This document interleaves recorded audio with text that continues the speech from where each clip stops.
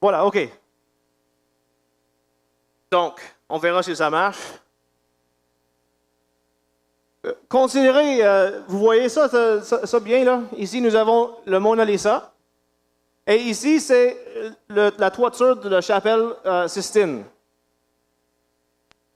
J'aimerais que vous regardiez ça un petit peu.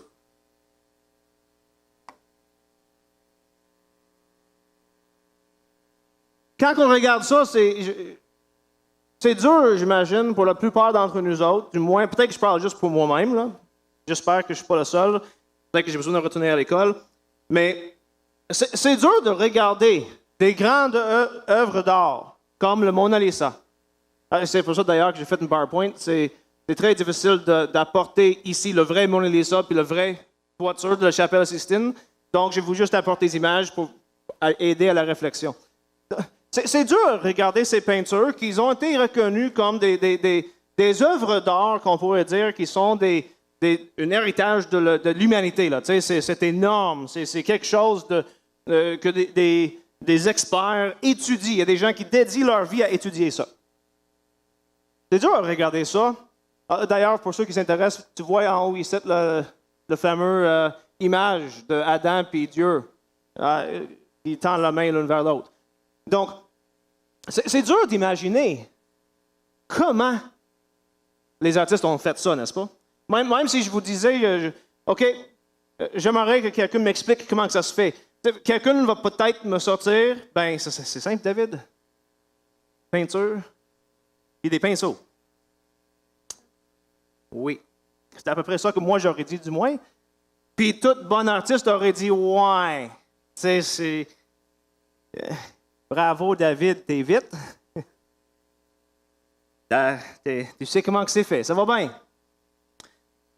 Mais vous savez que c'est très dur à reproduire ça. Hein? Si on ne sait pas comment que c'est fait, essayer de le reproduire, c'est encore plus impossible.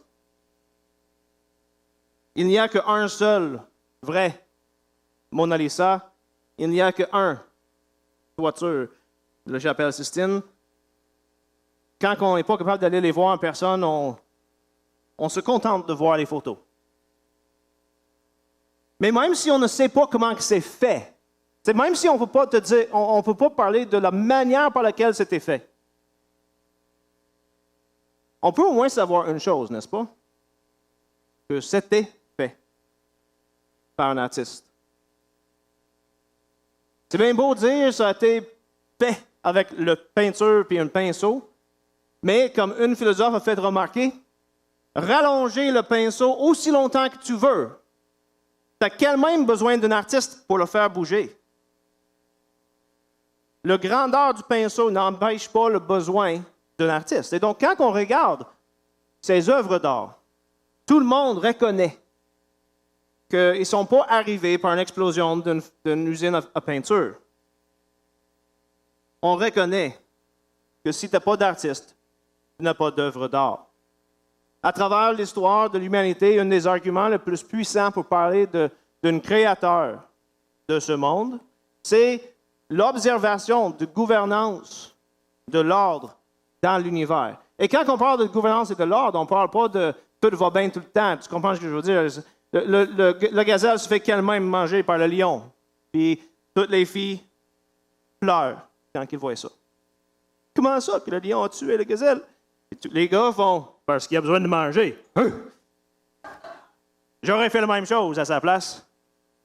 Tu sais, on reconnaît qu'il y a une gouvernance et une bonne ordonnance du monde. Et ce n'est pas juste les philosophes chrétiens, les penseurs chrétiens qui parlent de ça. On voit même ça dans des philosophes avant que Jésus-Christ est même arrivé. Quand on considère ce monde, on réalise assez vite que ce monde n'aurait pas pu venir en existence sans une cause qui est à la fois supérieure et totalement distinct du monde. On le reconnaît tout de suite. On est capable de déduire l'existence d'un créateur juste en observant ce monde. En fait, Jean Calvin, dans les Instituts de la religion chrétienne, il dit « Une des manières les plus sûres et certaines de connaître Dieu, c'est dans sa création. » À une autre place, il va dire « Le lieu commun entre le régénéré et le non régénéré. C'est la création divine, où ce qu'on voit comme des empreintes de pied l'œuvre de Dieu, comme s'il a passé là. Puis on voit les signes de Dieu. La création nous démontre qu'il y a un créateur. Bon, j'ai dit à Laurie un matin, quand le monde verra, mettons, c'est David qui va parler de la création, ils vont peut-être dire, David va parler de la création et évolution, puis on a une petite section apologétique un matin. La réponse, en fait, je ne ferai pas ça. C'est très intéressant la discussion, mais je veux surtout parler. Aujourd'hui, qu'est-ce que je veux vraiment parler? Là où je veux passer la plupart de mon temps, c'est l'utilité de savoir qu'il y a un créateur. C'est ça que je veux parler. Pour y arriver, il y a quelques petites étapes qu'il faut regarder. Fait qu'on va passer les petites étapes, j'espère, assez rapidement pour arriver à ce qui est, pour moi, le but ultime de ce matin. Premièrement, dans la Confession baptiste de Londres, on lit ceci. Au commencement, il a plu à Dieu, Père, Fils et Saint-Esprit, pour la manifestation de sa gloire et de son éternelle puissance, de sa sagesse et de sa bonté, de créer ou de faire en 6 jours le monde et tout ce qui s'y trouve, choses visibles et invisibles, et tout était très bon. Ça, c'est un résumé de ce que la Bible enseigne sur la création. La première chose que je veux faire remarquer un matin en rapport avec la création, c'est très simple. C'est le Dieu Trinitaire qui créa le monde. Oups. Voilà. C'est le Dieu Trinitaire qui créa le monde. Genèse chapitre 1, les versets 1 à 2. Au commencement, Dieu créa le ciel et la terre. Verset 2. La terre était informe et vide. Il y avait des ténèbres à la surface de l'abîme, mais l'Esprit de Dieu planait au-dessus des eaux. On voit dans les premiers 2 versets de le premier chapitre de la Bible l'Esprit de Dieu actif dans la création. Dieu le Père, on pourrait dire, créa le monde. Et en Jean chapitre 1, les versets 1 à 3, au commencement était la parole, et la parole était avec Dieu, et la parole était Dieu. Elle était au commencement avec Dieu. Verset 3, tout a été fait par elle, et rien de ce qui a été fait n'a été fait sans elle. Et si on retourne en Genèse, après avoir juste lu ce verset-là, qu'est-ce qu'on voit? Le monde a été créé comment? Dieu a dit que ce soit, et d'un coup, voilà, ça a été. Ça a été fait par la parole de Dieu. Jean fait un petit jeu de mots ici. Il dit, la parole est Dieu. Le monde a été créé par la parole de Dieu. Et quand tu lis Genèse, c'est vrai. Dieu a parlé, puis le monde était. Donc, c'était créé par la parole de Dieu. Jean nous fait remarquer quelque chose. Dans l'œuvre de la création, c'est le Dieu trinitaire qui était actif. C'est ce que enseigne la Bible. Le Père, le Fils, l'Esprit Saint créa le monde. Deuxièmement, on remarque quelque chose, puis je veux quand même prendre quelques secondes là-dessus. Dieu créa le monde dans 6 jours. Dans 6 jours. Bon, il y a différentes théories sur le sens des mots hébreux qui sont traduits dans le français comme jour. Certaines personnes, là, je pense que c'est la prochaine. Non. Oh, c'est pas la bonne étape, c'est dommage. Alors, j'en avais une photo de moi avec un ami que je connais depuis quelques années, Hugh Ross. Certaines personnes comme Hugh Ross, quand ils interprètent la Bible, et aussi d'ailleurs John Walton, ils sont tous les deux des protestants évangéliques. Ce sont des frères en Christ. C'est des personnes pour qui j'ai beaucoup d'appréciation. Ils ont écrit des tomes importants. Hugh Ross est un astrophysiciste bien connu dans le monde. C'est pas n'importe qui, là. C'est pas juste un gars qui se dit chrétien, puis bon, il ne sait pas de quoi il parle. Non, c'est un astrophysiciste bien connu. Et le monde des astrophysicists, à son niveau, là, c'est petit. Il connaissait personnellement Carl Sagan, par exemple. Okay? Une autre personne, John Walton. Je l'ai rencontré en Chicago il y a quelques années. Je l'ai encore vu encore l'année passée. Puis, première chose qu'il m'a dit quand je le vois, est David, tu m'avais dit que tu allais m'inviter à Québec. Je n'ai pas encore eu l'invitation. J'étais comme, oui, je sais. Je veux. Inquiète-toi pas, ça va venir. Si je suis capable, je vais le faire venir. John Walton est un expert en hébreu et dans les langages de l'Ancien Testament. Il est auteur des introductions à l'Ancien Testament. Il est un spécialiste dans comment est-ce qu'on interprète l'Ancien Testament. Ces deux hommes sont d'accord sur une seule chose, du moins, c'est que la manière par laquelle on interprète Genèse chapitre 1, on ne devrait pas interpréter le mot « jour » comme faisant référence à une période de 24 heures. Les deux sont d'accord. Un est un astrophysiciste mondial, l'autre est un expert mondial sur l'hébreu et sur comment est-ce qu'on interprète l'Ancien Testament. Je suis très bons amis avec eux autres. Ils croient tous les deux à l'inspiration de la Bible et que la Bible est sans erreur.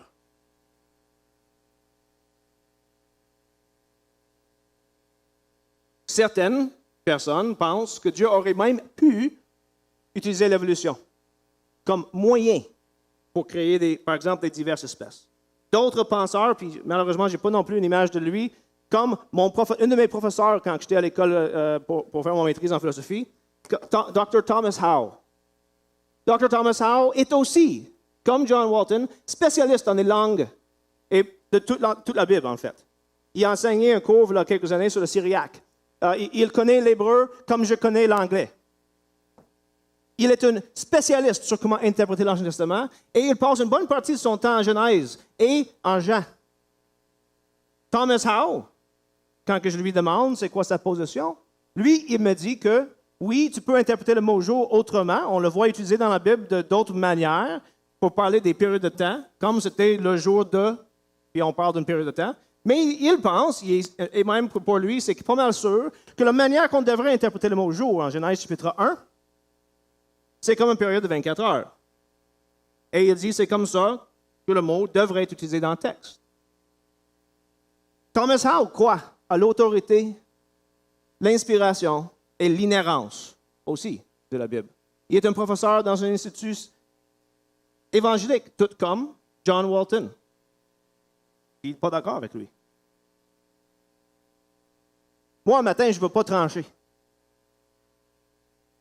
Je vous ai présenté justement ces deux groupes de personnes pour vous faire remarquer que des spécialistes ne sont pas d'accord.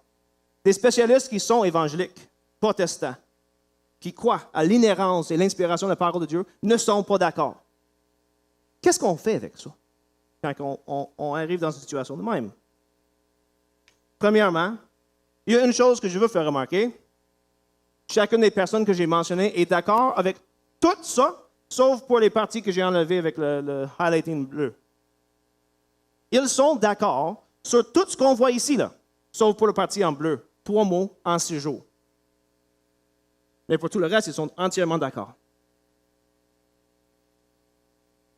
Ce n'est pas négligeable comme accord. Ils sont d'accord que nier la création divine ne marche pas. On ne peut pas le nier. On doit absolument accepter que Dieu créa le monde. Deuxième chose que je veux faire remarquer. Quand on est mis en face de deux personnes qui sont des autorités sur le sujet, un peu d'humilité s'impose. Si tu n'es pas comme moi, et je dis comme moi, je ne suis pas, expert dans la langue hébreu, dans la culture hébraïque, alors un peu d'humilité s'impose. Il faut faire attention à le dogmatisme face à le manque de connaissances. Quand on n'est pas capable d'aborder le sujet avec le poids de la recherche de toutes les années qui soutiennent nos arguments, des fois, c'est peut-être mieux de garder silence.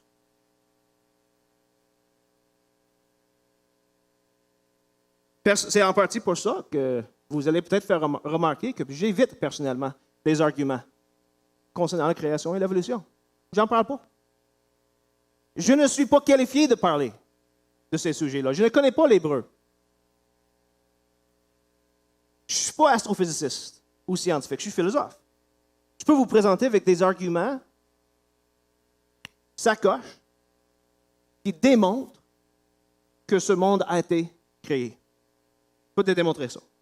Je peux te démontrer que l'évolution, sans l'intervention divine, ne marche pas. Point. C'est un non-starter. Ça ne fait même rien.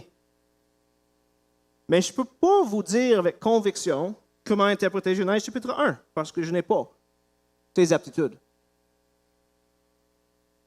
J'adopte donc la position de Thomas d'Aquin sur ce sujet. Thomas d'Aquin, il demande la question à un moment donné, est-ce que le monde a existé dans le temps? Puis sa réponse, je vais vous lire un peu sa réponse. La réponse est ceci. Le commencement du monde ne nous est connu que par la révélation. Et pour cette raison, on n'en peut pas fournir de démonstration. La foi seule établit que le monde n'a pas toujours été et l'on n'en peut fournir de preuves démonstratives. Ça fait étrange quand tu comprends qu'il commence ce même livre duquel j'ai fait la citation en démontrant que Dieu existe et que le monde, s'il existe le monde, ça démontre que Dieu existe en 5 fois, en cinq manières. Mais après avoir démontré que, puisque le monde existe, il doit y avoir un Dieu qui l'a créé, il va quand même dire, mais on ne peut pas démontrer que le monde a eu un départ dans le temps. C'est seulement la foi qui nous dit ça, que le monde a eu un début dans le temps. Et moi, j'ajouterais, honnêtement, c'est par la foi qu'on accepte que le monde a été créé en 6 jours. Et je vous fais remarquer un verset. Hébreux chapitre 11.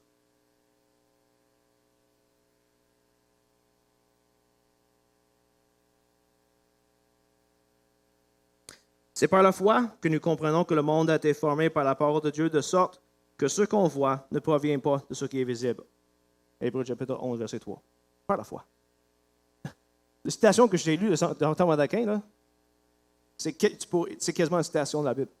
Pas de démonstration ici, là. Vous avez la foi. Ce que ça implique,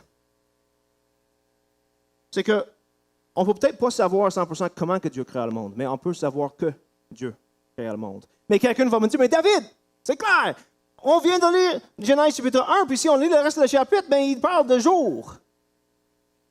C'est évident!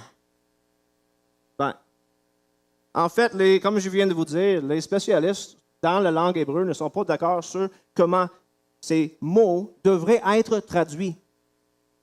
Fait que quand on lit jour dans nos Bibles, c'est parce qu'on est en train de lire un des interprétations possibles. Si, comme moi, vous pensez que ces mots devraient être traduits par 24 heures, alors vous faites confiance, non à ce que la Bible enseigne, mais à ce qu'une spécialiste en langue hébreu vous dit sur comment que ce mot devrait être traduit. Comprenez le point? C'est-à-dire, si vous disiez le monde, ces 6 jours devraient être interprétés comme 24 heures, vous êtes en train de faire confiance à l'interprétation d'un homme. Si, par exemple, vous prenez la position de Hugh Ross, ben vous êtes encore en train de faire confiance à la position d'un homme. La Bible ne se trompe pas.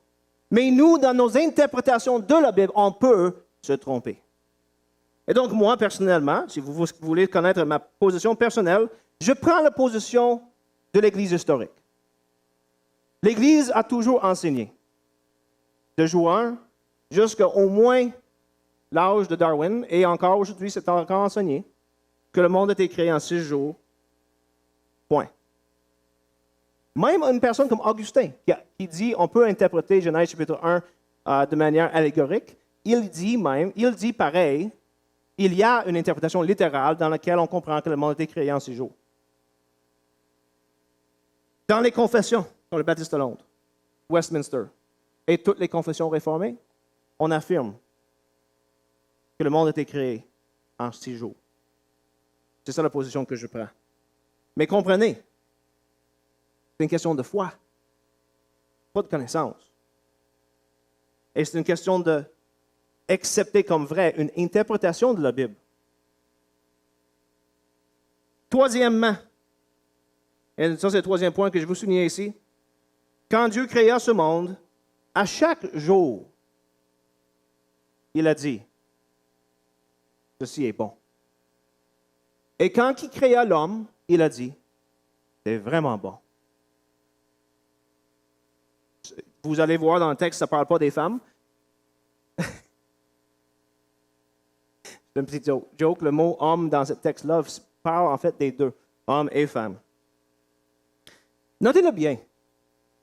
Si Dieu, en créant ce monde matériel, a dit « c'est bon », qui sommes-nous pour regarder ce monde pour dire « c'est mauvais ». Comprenez le point? En fait, Paul, il dit en 1 Timothée, quand il parle à Timothée, il dit « ce sont des faux docteurs qui nous prescrivent de s'abstenir d'aliments que Dieu a créés pour qu'ils soient pris avec action de grâce par ceux qui sont fidèles et qui connaissent la vérité. » Dieu dit « c'est bon ». Maintenant, il faut faire attention de ne pas dire deux choses. Il faut faire attention de ne pas dire que ce que Dieu a dit est bon, que c'est mauvais. C'est la première chose. Il faut aussi faire attention de ne pas utiliser ce que Dieu a créé bon d'une manière que ce n'est pas supposé d'être utilisé ou dans des cadres que ça ne devrait pas être utilisé. Donc, ça ne veut pas dire que tout est bon pour n'importe quoi, là. Vous comprenez le point, là? Tout est bon, mais pourquoi, c'est une autre question. La deuxième chose qu'on voit en lien avec la création, c'est qu'après avoir fait toutes les autres créatures, Dieu créa l'homme. Il les créa mâles et femelles, avec des âmes raisonnables et immortelles qui les rendaient propres à cette vie avec Dieu pour laquelle ils avaient été créés. Ils ont été faits à l'image de Dieu, en connaissance, justice et vraie sainteté, ayant la loi de Dieu inscrite dans leur cœur et le pouvoir de l'accomplir. Ils avaient cependant la possibilité de le transgresser, puisqu'ils étaient laissés à la liberté de leur propre volonté qui était capable de changement.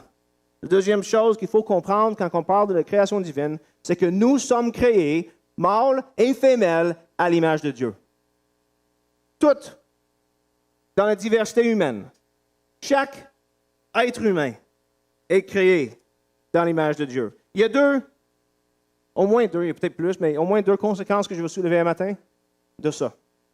Premièrement, il doit y avoir une raison pour laquelle Dieu créa seulement mâles et femelles. Tu sais, Dieu créa hommes et femmes, mâles et femelles. Pourquoi?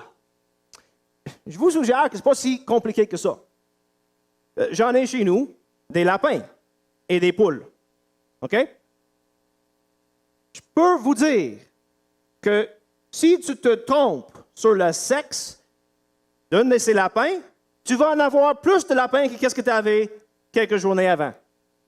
OK? Je ne suis pas une joke. L'année passée, malheureusement, on a perdu à peu près, je ne vous dirai pas le nombre, beaucoup de bébés lapins parce qu'on s'est trompé, on a accidentellement mis une mâle avec les femelles. Et, vous savez quoi? Les mâles ont comme but d'envoyer la semence vers l'œuf, et même que la semence arrive, l'œuf est féconde et on reproduit. C'est pas si compliqué de ça, savoir pourquoi Dieu créa mâle et femelle. Si Dieu n'avait pas créé mâle et femelle, il n'y aura pas d'humain aujourd'hui. C'est pour la reproduction. C'est ça le but. La reproduction nécessite nécessairement la semence et l'œuf. Parfois, il y a des plantes spéciales dans lesquelles il y a une auto-sémence, ou chose de même, mais ça reste pareil que tu as besoin de l'œuf et la semence.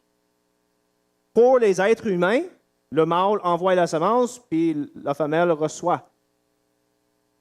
Et vous connaissez la suite. Selon le plan de Dieu, ça prend une semence et un œuf. Cette vérité a des implications d'ailleurs pour toutes les questions entourant l'identité de genre et les orientations sexuelles. Je ne veux pas embarquer de ça dedans aujourd'hui. Je veux faire une autre conférence. On va faire une conférence peut-être plus tard.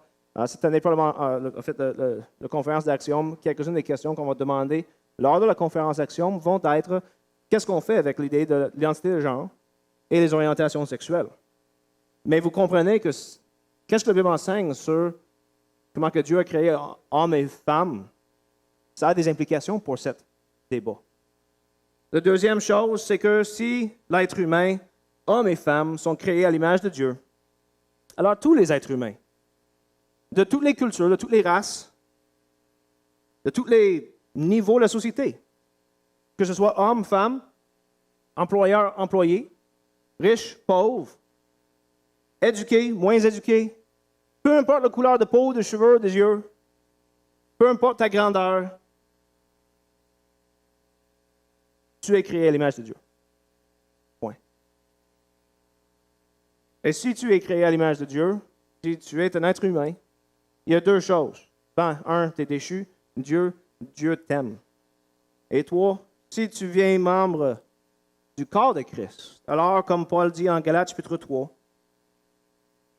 vous tous qui avez été baptisés en Christ, vous avez revêtu Christ. Il n'y a plus ni juif ni grec, il n'y a plus ni esclave ni libre, il n'y a plus ni homme ni femme, car vous tous, vous êtes un en Christ Jésus. Il n'est pas en train d'anéantir ces différences qui sont si importantes. Il est en train de nous faire remarquer que nous sommes tous égaux. Nous sommes tous également pécheurs et nous sommes tous également sauvés par la grâce.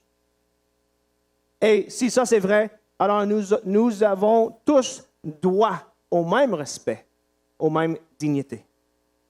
Ça, cette vérité-là, a des implications pour les questions d'avortement, pour les questions d'euthanasie. Ça a aussi des implications sur la manière comment on traite des gens dans notre société, dans nos emplois, comment on parle de différentes personnes qui sont différentes de nous. Finalement, petit dernier point, en plus de la loi inscrite dans leur cœur, ça c'est ce qu'on appelle la loi naturelle, que tous les êtres humains, régénérés, pas régénérés, ont en eux des balises morales qui nous guident. Ils ont reçu en plus l'ordre de ne pas manger de l'arbre de la connaissance du bien et du mal.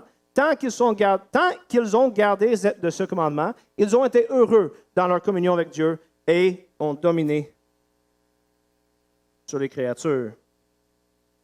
L'état originel de l'homme, c'était un état de perfection et de communion parfaite avec Dieu.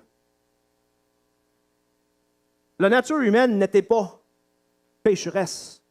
Quand que Dieu l'a créé, c'était vraiment bon. Le péché ne fait pas partie de notre nature. C'est un ajout. C'est comme un virus que tu as downloadé sur ton ordinateur. Tu viens d'aller à le magasin, tu viens d'acheter un nouveau laptop, tu arrives chez nous, tu commences à installer des choses, tu downloads un programme, puis un virus s'insère. Le virus ne vient pas avec le laptop de départ. C'est quelque chose qui était ajouté, puis ça corrompt l'ordinateur. Puis ça affecte tout son fonctionnement. Le péché, c'est comme ce virus.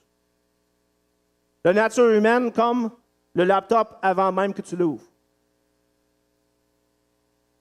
Nous allons voir plus tard cette année ce que fait le péché. Les conséquences de la chute. Mais une chose qu'il faut comprendre, c'est que l'homme n'était pas créé pour pécher. Au contraire, la Confession de Westminster demande la première question. Quelle est la principale fin de l'homme? Réponse, la fin principale de l'homme, ce pourquoi il a été créé, est de glorifier Dieu et de jouir de lui éternellement. C'est pour ça qu'on a été créé. Conclusion. Mais à quoi sert savoir que Dieu créa le monde? J'ai 3 points.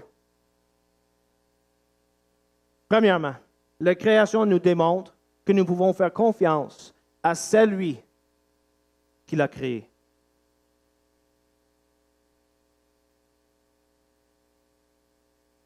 Que Dieu créa le monde implique qu'il est en contrôle de toute la création. Existe-t-il quelque chose hors de la contrôle de Dieu trinitaire? La réponse doit forcément être non.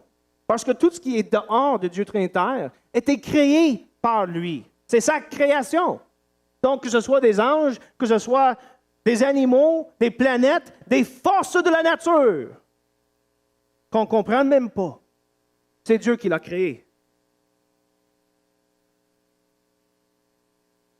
Il s'ensuit qu'il n'y a rien de la création qui s'échappe à sa puissance. Il est entièrement en contrôle de tout. On peut donc avoir du repos dans nos âmes en sachant qu'il n'y a rien qui est hors du contrôle de Dieu. Tu ne devrais pas avoir peur de quoi que ce soit. Psaume 91 dit ceci.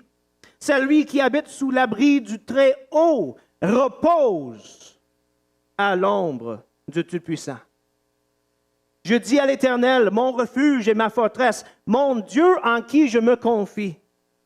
car c'est lui qui te délivre du filet d'oiseleur, de la peste et de ses ravages. Il te couvrira de ses plumes, tu te réfugieras sous ses ailes. Sa vérité est un bouclier et une cuirasse. Tu ne craindras ni la terreur de la nuit, ni la flèche qui vole de jour, ni la peste qui marche dans l'obscurité, ni la contagion qui frappe en plein midi. Que 1000 tombent à ton côté et 10 000 à ta droite, rien ne t'atteindra. Tu regardes seulement de tes yeux et tu verras la rétribution des méchants, car tu es mon refuge, ô Éternel.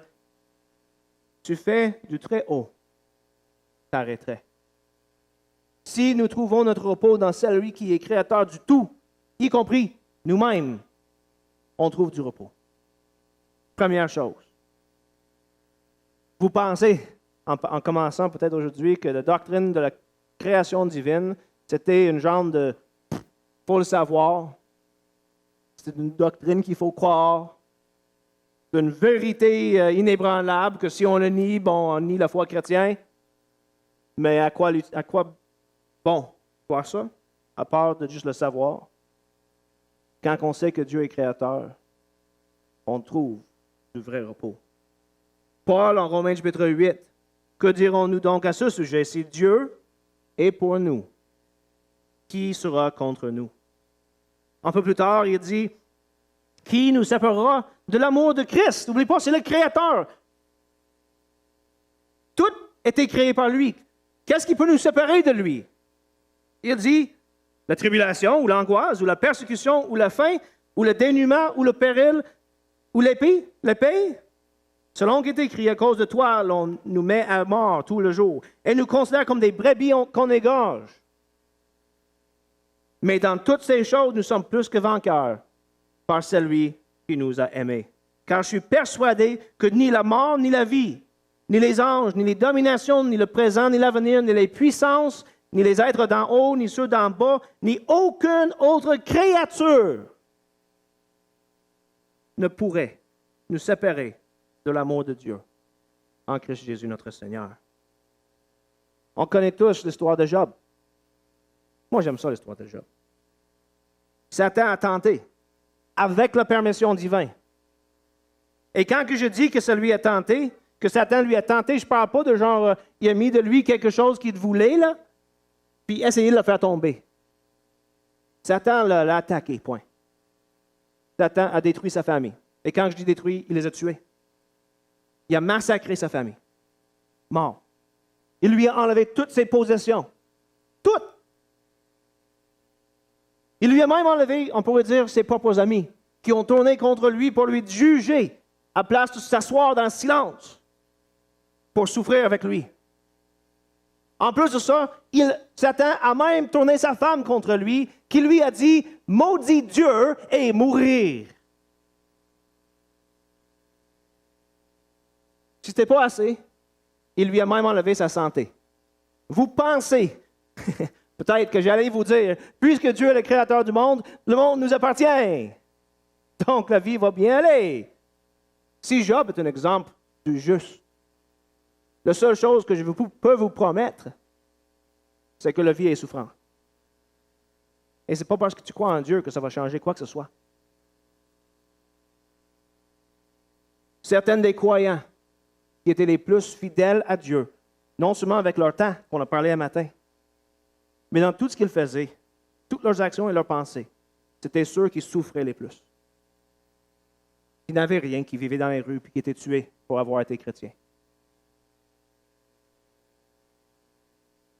La souffrance fait partie de la vie chrétienne. Dans le chapitre 32 à 37 de Job, son ami, le plus jeune, décide qu'il va parler. Puis là, il commence en disant « Hey, je sais que je suis le plus jeune, mais face à tout ce que j'ai entendu, j'ai peut-être un peu de sagesse à vous donner. » Fait que pendant 3 chapitres, 32 à 37, fait qu'en plusieurs chapitres, il a fait un discours. Il termine en parlant de la souveraine puissance de Dieu. Et ce sont ses derniers mots. Nous ne saurions parvenir jusqu'à Tout-Puissant, grand par la force, par le doigt et par une souveraine justice. Il ne répond pas. C'est pourquoi les hommes doivent le craindre. Il ne porte les regards sur aucune des sages. Donc, mettre une sourire sur ta face, là, puis tout va bien. D'un coup. Le prochain verset. Tu sais, enlève les chapitres. Il vient de dire ça. Le prochain verset, il vient de dire, Dieu ne répond pas. Prochain verset. Du milieu du tempête, l'Éternel parle là et dit. Tu sais, j'ai pas vu ça avant. Je sais pas combien de fois que j'ai lu Job. Tu sais, c'est inspirant, Job. Tu veux savoir comment passer la souffrance, lire Job. Tu penses que la vie va être facile, mais une fois que tu deviens chrétien, ben lire Job. J'ai jamais remarqué comment que Dieu a répondu. As-tu vu ça? Tu sais, quand on pense à Élie, Dieu fait passer devant Élie des tempêtes, des tremblements de terre, tout plein de choses, des orages. Puis tout d'un coup, dans le silence, Dieu lui parle. Puis là, tout le monde nous dit, c'est dans le silence que Dieu parle. Job contredit ça. Ça, c'est une interprétation. Bon, c'est dans le silence que Dieu parle. Ça, c'est une interprétation de la Bible. Dieu parla à Job hors du tempête. Et peut-être ta vie présentement, c'est une tempête. Dieu peut te parler dans cette tempête. Et là, Dieu répond à Job. Job voulait savoir pourquoi est-ce que tout ça se passe à moi. Pourquoi est-ce que moi, un homme juste, qui levait ses enfants comme il faut, qui faisait tout correct, mettons, on le contemporise un petit peu. J'étais fidèle à l'Église. J'ai évangélisé à mes collègues de travail. J'aimais ma femme et j'aimais mes enfants et je les ai élevés comme il faut.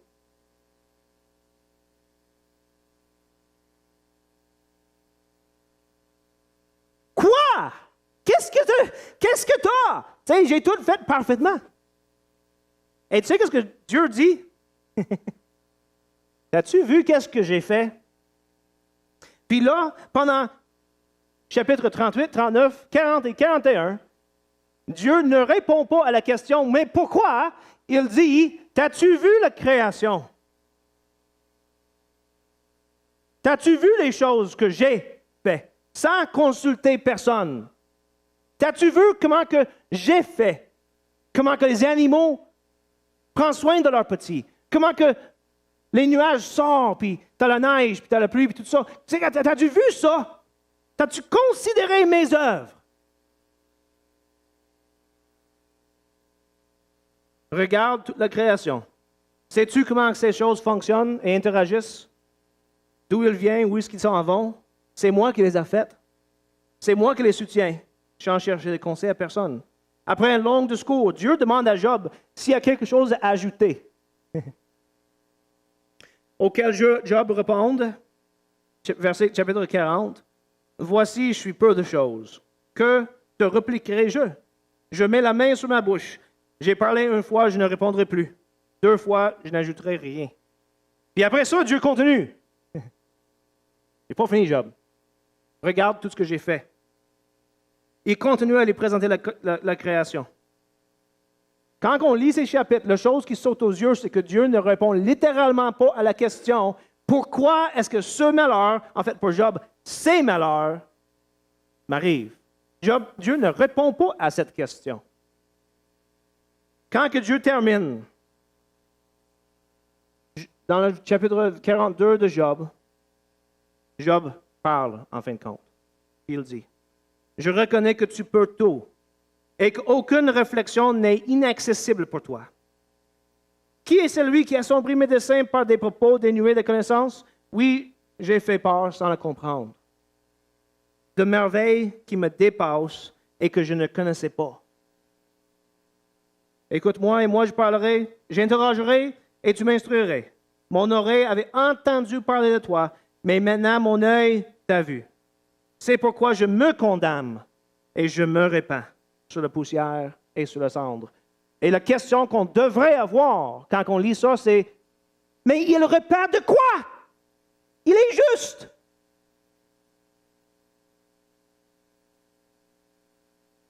Il repent d'avoir manqué de confiance dans celui qui a non seulement créé Job, qui lui a donné toutes les bonnes choses qu'il avait, mais qui avait créé tout l'univers.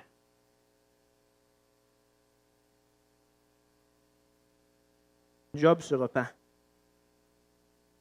Thomas Watson, là, je ne vous lirai pas les citations juste pour la question du temps, parce qu'il y a des très belles citations dans l'écrivain de Thomas Watson, qui est une puritaine. Il fait remarquer que la création nous démontre deux vérités très importantes pour de Dieu. Sa sagesse divine, je vais peut-être vous lire une petite affaire. La création en tant que monument de la puissance de Dieu est donc un miroir dans lequel nous pouvons voir sa sagesse. Voyez, la terre pareille de variétés de fleurs, à la fois belles et parfumées, le ciel couvert de lumière. Nous pouvons voir la sagesse de Dieu flamboyer dans le soleil, scintillant dans les étoiles. La sagesse de Dieu se présente partout dans la création, même dans les choses qu'on regarde puis on dit « Wesh! » La sagesse de Dieu est là. Mais aussi, on voit sa puissance divine. Il dit dans le même livre, « Créer nécessite un pouvoir infini.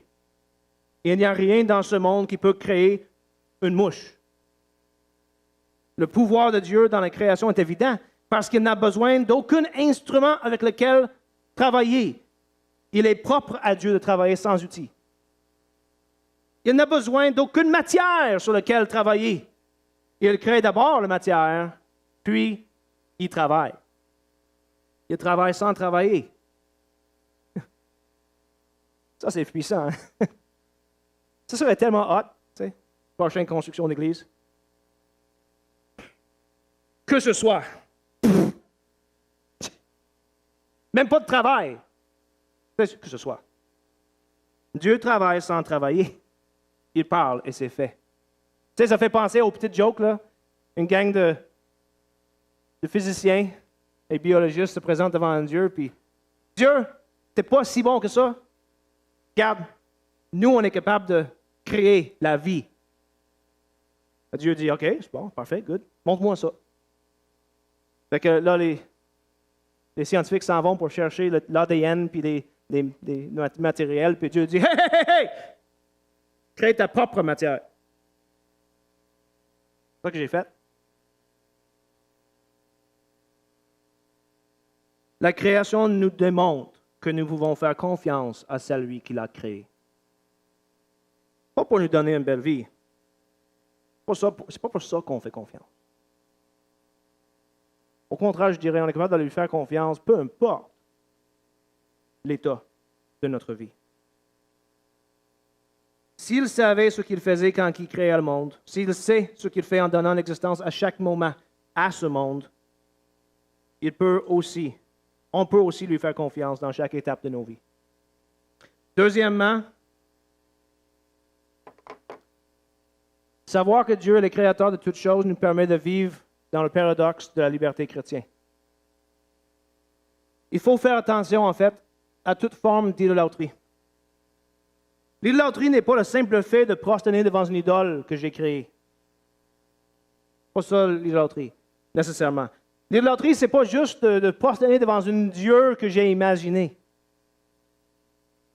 C'est de traiter quelque chose qui n'est pas Dieu, et donc, si ce n'est pas Dieu, c'est créé par Dieu.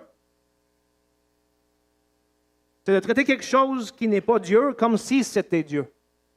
Tu sais, puis moi, c'est facile à dire ça, puis j'entends des gens dire des choses de même. Et la question que je me demande personnellement, c'est de quoi ça a l'air, ce genre d'idolâtrie? Parce que, d'un certain sens, la Bible nous implore, nous pousse à l'excellence dans tout ce qu'on fait. Donc, on devrait donner toute notre énergie et notre temps à nos travails, par exemple. Mais est-ce que ça devient de l'idolâtrie quand je fais ça? Bonne question. C.S. Lewis nous explique que nous avons à vivre dans un paradoxe. Je pense que j'ai mis ici. Premièrement, il faut apprécier des choses de ce monde comme des biens qui nous sont donnés par Dieu pour qu'on puisse réjouir et pour notre bien. Ça, c'est la première partie du paradoxe. J'ai lu tantôt 1 Timothée où ce que Paul dit que rien n'est impur. C'est Dieu qui l'a créé et donné à l'homme. Donc, il faut savoir reconnaître que tout ce que j'ai, peu importe qu'est-ce que c'est, ma maison, ma santé, mes cheveux, ma belle barbe, tout ce que j'ai est un don du Dieu bienveillant pour que je puisse réjouir pour mon bien. Mais,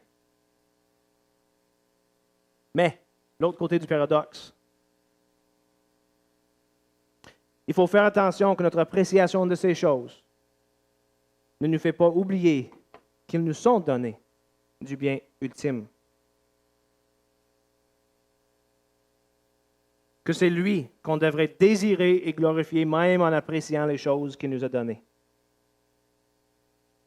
Ça veut dire que les choses de ce monde, les possessions, la santé, l'honneur, le pouvoir des amis, nous sont donnés pour notre bien, mais ne devraient jamais devenir une fin en soi. Une chose qu'on cherche pour elle, pour la chose. Ces choses commencent à nous empêcher de faire ce qu'on... Quand que ces choses commencent à nous empêcher de faire, qu'est-ce qu'on devrait faire pour Dieu, c'est là où il devient des idoles. Dieu nous demande d'aimer lui-même de toutes nos vies. Il nous demande d'aimer notre famille, d'aimer nos prochains.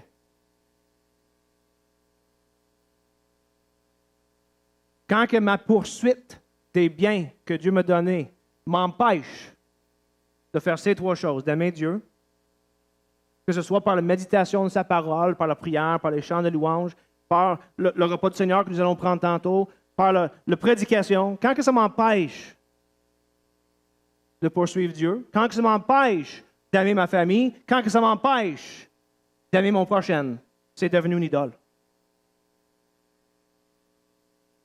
C'est devenu mon Dieu. Mais si Dieu est le Créateur, alors permettre que quelque chose qu'il a créé puisse nous détourner de lui, c'est de commettre l'idolâtrie. C'est de louer et adorer la créature au lieu du Créateur.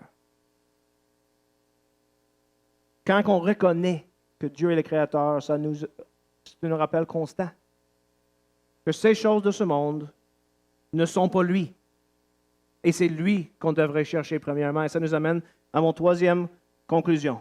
Savoir que Dieu est le Créateur devrait nous pousser à l'adoration. J'ai mis ça en dernier, non parce que c'est le moins important, mais parce que c'est le plus important. Et je ne suis pas sûr que j'appelle ça une utilité. Parce que s'émerveiller de quelque chose, ça implique rien faire.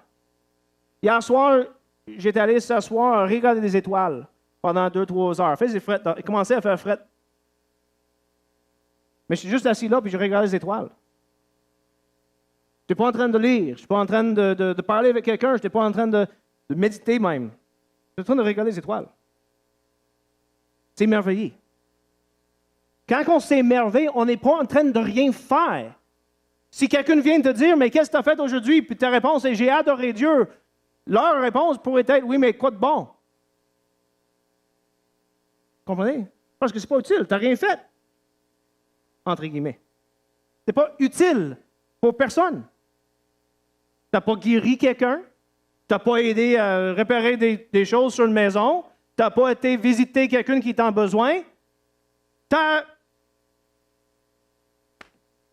Sensiblement, tu étais assis à rien faire. C'est pas utile. Et pourtant, c'est la chose la plus importante qu'on peut faire. C'est quoi le but ultime de l'homme? De glorifier Dieu et de jouir dans sa présence éternellement.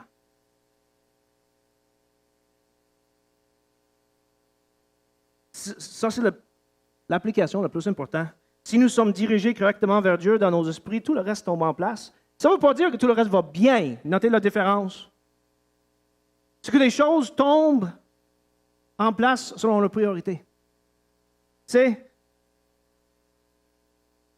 quoi être dirigé correctement vers Dieu? C'est d'avoir un esprit d'adoration. Nous voulons tous savoir comment. On veut tous savoir comment. Comment élever nos enfants. Comment est-ce que je devrais agir avec mon voisin? Comment est-ce que je devrais agir avec mon collègue de travail? Comment est-ce que je devrais agir quand quelqu'un m'attaque et me fait mal? Qu'est-ce que je devrais faire? Qu'est-ce que je devrais faire? Dieu dit, chut, chut. Calme-toi. Calme-toi et reconnais que je suis Dieu. Regarde ce que j'ai fait. Pense que je peux créer tout ce que tu vois autour de toi. Tu penses que je peux te créer. Tu penses que je peux faire en sorte que les oiseaux ont de quoi à manger. Que tu penses que je suis capable de donner la beauté aux fleurs, mais je ne suis pas capable de m'occuper de ta situation. Je t'ai donné ta situation. Vivre. Et arrête de chialer.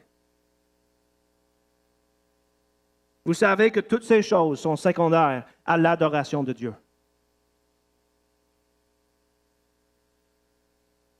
Plus important de savoir comment agir dans n'importe quelle situation de ce monde,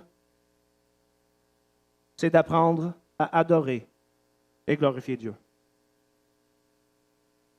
Quand on met Dieu à sa place, c'est-à-dire quand on reconnaît sa place et notre place et la place de tout le reste des choses, tout d'un coup, on est capable de comprendre comment que les premiers chrétiens étaient capables de mourir brûlés en chantant des cantiques à Dieu. Penses-tu qu'ils étaient là en train de chialer à Dieu? Mais là, ils ont reconnu la puissance, la sagesse, la souveraineté divine. Ils ont reconnu que le Créateur du monde a décidé qu'il allait vivre ça. Et ils l'ont accepté. Savoir que Dieu est le Créateur devrait nous pousser. D'ailleurs, c'est ça le but de la prédication. Hein? Il peut y avoir des fois des enseignements qu'on donne dans l'Église sur comment faire quoi que ce soit, quelque chose. Mais plus important de savoir comment faire quelque chose dans ta vie, si tu sors de dimanche matin puis tu n'as pas été poussé à l'adoration de Dieu, ton dimanche était gaspillé. Parce que on ne sait pas qu'est-ce qui se passe cette semaine. Je viens d'apprendre d'un ami que je connais depuis mon enfance va être en chirurgie pour une tumeur. Je ne savais pas ça hier. Comment est-ce que j'ai réagi à ça? Si mes pensées étaient envoyées chaque dimanche correctement vers Dieu, je n'ai pas besoin de savoir comment réagir à ça. Parce que mes idées, mes pensées sont déjà pointées vers le Créateur qui a permis que mon ami ait cette tumeur.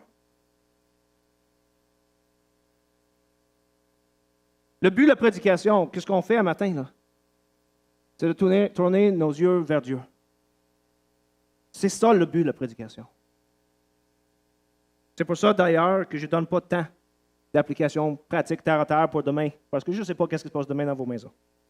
Mais je sais que peu importe ce qui se passe demain dans vos maisons, si vos yeux, en sortant d'ici, sont tournés vers Dieu, alors demain, quand que ça arrive, vos yeux sont, j'espère, encore là. Et c'est ça la seule réponse pour vos situations.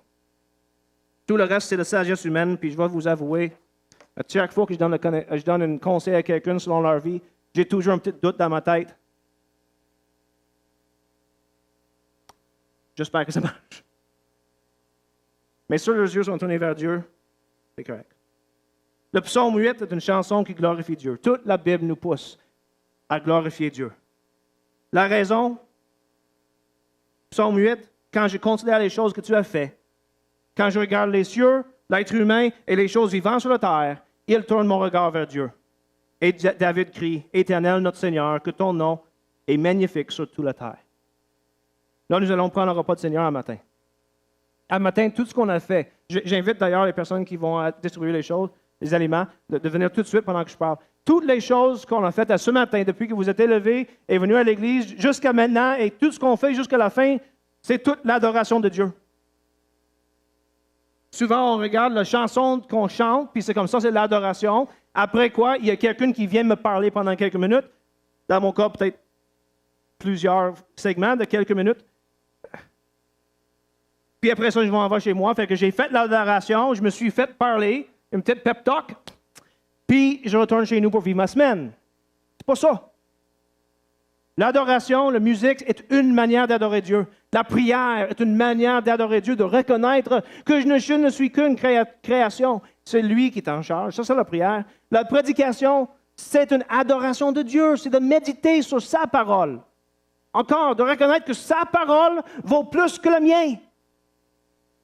Et d'avoir mes idées tournées vers lui. C'est ça, la prédication, c'est une adoration. La lecture de la Bible, c'est une adoration. Le repas du Seigneur, c'est une adoration. Tout ce qu'on a fait un matin, depuis que vous êtes rentrés, jusqu'à temps qu'on quitte, c'est adorer Dieu, c'est tout. Et si tout ce que j'ai fait un matin dans la prédication, si c'est le repas du Seigneur, si la louange, si ça n'a pas tourné vos pensées vers Dieu, c'était un temps gaspillé. Parce que c'est lui qui mérite notre attention. Pendant qu'ils sont en train de distribuer les aliments, je vais vous lire un psaume. Ce psaume est souvent lu comme introduction à la louange dans des églises comme les presbytériens et les anglicains. C'est une invitation à adoration. Nous allons le lire en fin de prédication. On a vu la création divine. Puis là, on va prendre le repas du Seigneur. Je vous invite, donc, pendant qu'il distribue les aliments, de fermer vos yeux puis d'écouter les paroles de ce psaume. Je vous invite d'adorer Dieu avec ces paroles-là, puis de méditer sur ce qu'ils disent. C'est le psaume 95. Allons, acclamez l'Éternel. Lançons une joyeuse clameur vers le rocher de notre salut. Allons au-devant de lui pour le célébrer. Avec des psaumes, lançons vers lui une joyeuse clameur. Car l'Éternel est un grand Dieu. Il est un grand roi au-dessus de tous les dieux. Il tient dans sa main les profondeurs de la terre. Il tient dans sa main les profondeurs de la terre et les sommets des montagnes sont à lui. La mer est à lui, c'est lui qui l'a fait. La terre aussi, ses mains l'ont formée. Venez, prosternons-nous, courbons-nous, fléchissons le genou devant l'Éternel qui nous a fait. Car il est notre Dieu et nous sommes le peuple de son pâturage, le troupeau que sa main conduit. Aujourd'hui, si vous entendez sa voix, n'endurcissez pas votre cœur comme à Meriba, comme à la journée de Massa dans le désert, où vos pères me tentèrent, m'éprouvèrent, bien qu'ils aient vu mon action pendant 40 ans. Juste cette génération ambiguë. Et je dis, c'est un peuple dont le cœur est égaré. Ils ne connaissent pas mes voies. Aussi, je jurerai dans ma colère, ils n'entreront pas dans mon repos. C'est dur comme conclusion. On commence dans l'adoration du Dieu créateur. On termine avec la phrase, ils ne rentreront pas dans mon repos. Vous savez qu'en Hébreux, chapitre 9, les versets 24 à 28, on nous explique comment que le sacrifice de Jésus est tellement supérieur au sacrifice qui était offert à tous les jours dans le temple pour les péchés. Il est supérieur. Et supérieur de plusieurs manières.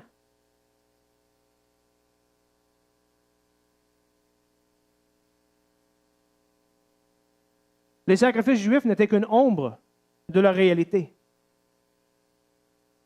L'effet de son sacrifice se voit dans les versets en Hébreux, chapitre 10, 12 à 22. Parce que nous avons la paix avec Dieu par le sacrifice de Jésus-Christ.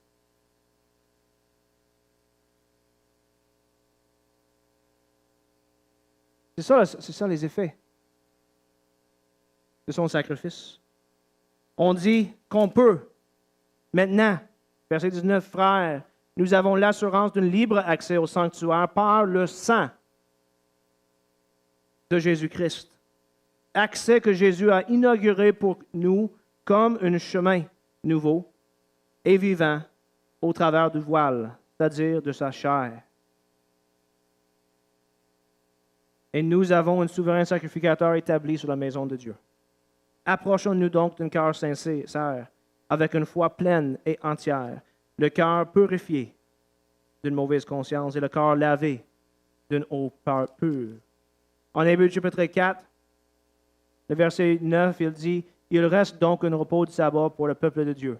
Car celui qui entre dans le repos de Dieu se repose aussi de ses œuvres, comme Dieu se repose des siens. Empressons-nous donc d'entrer dans ce repos-là, afin que personne ne tombe en suivant le même exemple de désobéissance. On a terminé le psaume avec Dieu qui disait, « Je jurerai dans mon colère, et ils n'entreront pas dans mon repos. » Mais par Jésus-Christ et son sacrifice sur la croix dont ces éléments représentent, nous sommes invités à entrer dans son repos. Un repos qui n'est pas un repos du sabbat une seule journée par semaine, mais un repos de sabbat qui est Jésus-Christ, notre sabbat. Donc un repos qu'on devrait vivre à chaque instant. Même quand il y a la tempête, on devrait avoir ce repos. Prenons donc ce pain qui représente son corps brisé pour nous donner ce repos en mémoire de lui.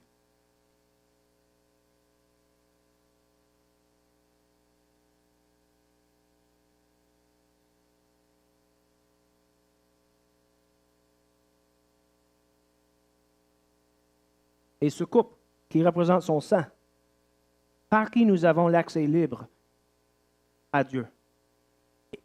Et donc, le repos éternel. Prenons-le en mémoire de lui.